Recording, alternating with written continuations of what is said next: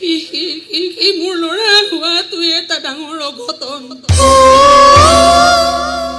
দেউতাকৰ দৰে এনে এজন সহজ সৰল মানুহক কি দেউতা বুলি মাতে সেইটো এটা ডাঙৰ অঘটন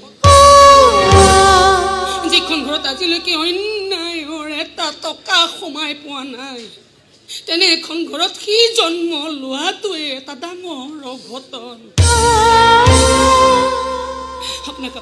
আপোনাক কেৱল মই হাত জোৰ কৰি মাথো এটা অনুৰোধ কৰিব বিচাৰিছো এইবোৰ কথা যাতে তাৰ দেউতাকে গম নাপায়